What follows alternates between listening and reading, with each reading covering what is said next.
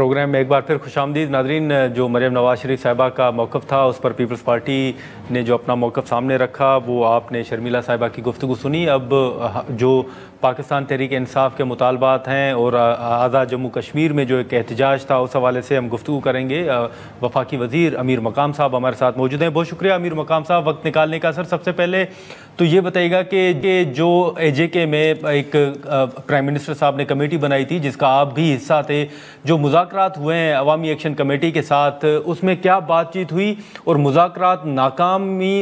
جو ناکام ہوئے ہیں یا ناکامی اس میں آپ سمجھتے ہیں کہ سامنے آئی ہے, اس کی وجوہات آپ کی نظر میں کیا ہے؟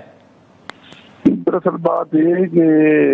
کشمیر میں ایک کمیٹی بنی ہے جس کا نام ہے عوامی ایکشن کمیٹی. ٹھیک ہے. تو لاسٹ بھی آپ کو یاد ہوگا اس طرح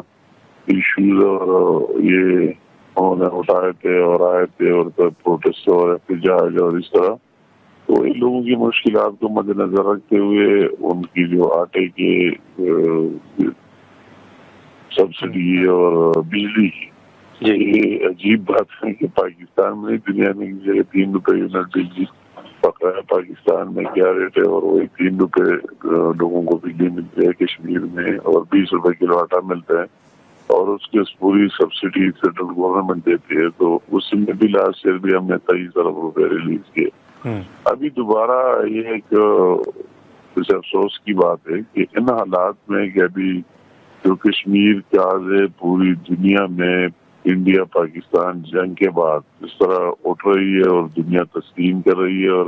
ہم امید رکھتے وہی مقبوضہ جموں کشمیر کے بہن نے اور بھائی بھی اور ہم سارے بھی کہ انشاءاللہ تعالی اس کا حل ایک طرف جا رہا ہے. تو اسی میں اس طرح نیا کوئی شوشہ جوڑنا آزاد کشمیر میں اور پروٹیسٹ اور احتجاج کے نام پر لوگوں کو نکالنا کہ وہی میسج ہے انڈیا میں دوسری جگہوں میں کوئی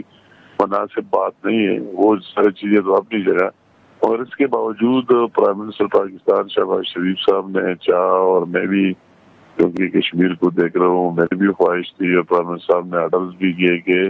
آپ جا کے وہی ان کے ساتھ میرے ساتھ ڈاکٹر طارق بھی گیا جو ہمارے فیڈرل منسٹر ہے, کہ آپ جا کے اور وہی جتنا ہو سکتا ہے اگر کوئی بات اس طرح ہو کہ ہم مدد کر سکتے ہیں, کشمیر گورنمنٹ مدد کر سکتے ہیں, تو ان کے ساتھ جو ہماری مذاکرات کل دن کو 3 بجے شروع ہوئے اور آج صبح 5 بجے ختم ہوئے. ساری رات ہم مذاکرات میں رہے, اور جو اس طرح ایشوز تھے جنرل ایشوز تو اس پر ہم نے کہا چلو کوئی بات نہیں ہو, کشمیر سے ریلیٹڈ ہے گورنمنٹ سے, پاکستان ہمارے ساتھ کشمیر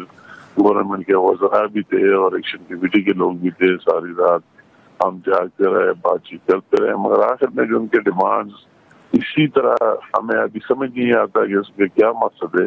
انہوں نے اس طرح غیر آئینی غیر قانونی کی جو کشمیر اسمبلی میں بات سمجھے, کشمیر اسمبلی میں 12 ممبران وہی ہے جو جن کو مہاجرین کہتے ہیں, جو مقبوضہ جموں کشمیر سے مہاجر بن کر آئے اور پاکستان کے مختلف اضلاع میں رہتے ہیں. یہ کشمیر کے آئین کا بھی حصہ ہے اور سب کا حصہ ہے کہ وہی جو ان کی اسمبلی ہے قانون ساز اسمبلی, جس میں سے 20 سیٹیں وہی سے اور 32 مہاجرین سے, انہوں نے یہ ڈیمانڈ بھی ڈالا کہ آپ وہی 12 سیٹیں ختم کر دیں. تو وہی جو 12 سیٹیں وہی مقبوضہ آکوپائڈ جموں کشمیر کی نمائندگی بھی کرتے ہیں کشمیر اسمبلی میں.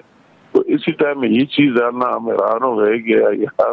یہ کس طرح اس ٹائم اس بات کی میسج دینا ہے کہ ہم کشمیر کے آج کو کل کریں,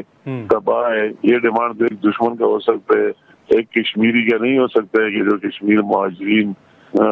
کی جو نمائندگی ہے اور اس اسمبلی سے نکالا جائے. تو ہم نے کہا کہ اگر آپ اسی طرح چیزیں اس طرح اور کئی چیزیں لائیں گے, ججز کی تنخواہ اس طرح کرے, اپلائی اس طرح کرے, جس کے عام آدمی سے کسی کوئی تعلق نہیں ہے, تو ہم نے کہا کہ یہ تو پھر اسمبلیوں میں آپ اگر سیاست کا شوق ہے تو یہ کام چھوڑ لے, الیکشن لڑے. سارے الیکشن بھی ہو رہے ہیں کشمیر میں, 2026 میں الیکشن لڑے آئے اسمبلیوں میں, تو پھر ترامیم کرے, نیا آئین بنائے, نیا قانون بنائے. یہ تو ہماری اس کمیٹی کی بس کی بات نہیں ہے کہ ہم آئین بھی چینج کریں, قانون بھی چینج کریں اور میسج بھی اس طرح. تو اسی پر ہمارے وہی مذاکرات کامیاب نہیں ہوئے, مگر ہم پھر بھی یہ بات کر رہے تھے کہ کشمیریوں کی مفاد میں جو بھی بات ہو, جو بھی مذاکرات ہو, کسی ٹائم ہم اس پر بات چیت کرنے کے لیے بالکل تیار ہے، پہلے بھی کیے اور آئندہ بھی کرتے رہیں گے۔ ناظرین، یہاں پر ایک مختصر سا بریک لیتے ہیں اور بریک کے بعد گفتگو کو آگے بڑھاتے ہیں۔